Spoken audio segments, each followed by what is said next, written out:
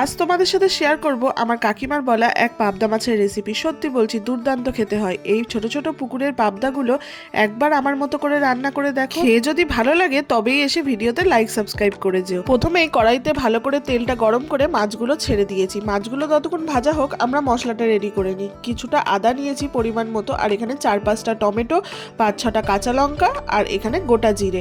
এর একটা মিহি পেস্ট খুব সুন্দর করে তৈরি করে রাখবো। তাহলে চলো দেখি মাছটা কতদূর ভাজা হলো। মাছ কিন্তু বেশি ভাজলে চলবে না, 2 পিঠ হালকা বাদামি করে ভেজে নেবো, মানে বেশি যাতে কড়া ভাজা না হয়, তাহলে কিন্তু ঝোলটা ঢুকবে না মাছের ভেতরে, আর খেতেও সেরকম স্বাদ লাগবে না। তো ফাইনালি আমার মাছগুলো ভাজা হয়ে গেছে। এই গরম তেলের মধ্যেই কিছুটা কালো জিরে ফোড়ন দেবো, আর আমার আগে থেকে কুচিয়ে রাখা কিছুটা পেঁয়াজ কুচি, মানে মিনিমাম 2 থেকে 3টে পেঁয়াজ কুচি এখানে খুব ব্রাউন ব্রাউন করে ভেজে নেব। যেই একটু সোনালি বর্ণের হয়ে আসবে পেঁয়াজগুলো, আমাদের আগে থেকে তৈরি করে রাখা মশলাটা এর মধ্যে ঢেলে দেবো।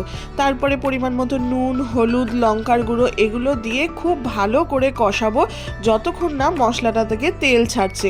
দেখো আমার মশলাটা খুব সুন্দরভাবে কষানো হয়ে গেছে, মশলা থেকে তেল ছেড়ে দিয়েছে। এবার স্বাদটাকে ব্যালেন্স করার জন্য সামান্য একটু চিনি দিলাম।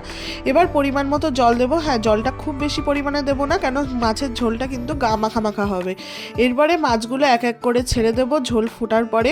তারপরে যখন ঝোল ফুটে আসবে, গা মাখা মাখা হবে, তারপরে ধনেপাতা ছিটিয়ে কিন্তু নামিয়ে দেবো। হ্যাঁ, মাছের ঝোলটা বেশি নাড়াচাড়া করবো না, কেন পাবদা মাছ একটু নরম মাছ, ভেঙে যাওয়ার চান্স থাকে। দেখো আমাদের পাবদা মাছটা কিন্তু পরিবেশনের জন্য একদম রেডি। দেখতে যতটা সুন্দর লাগছে, খেতে কিন্তু ততটাই দুর্দান্ত। একবার বাড়িতে ট্রাই করে অবশ্যই কিন্তু জানিও।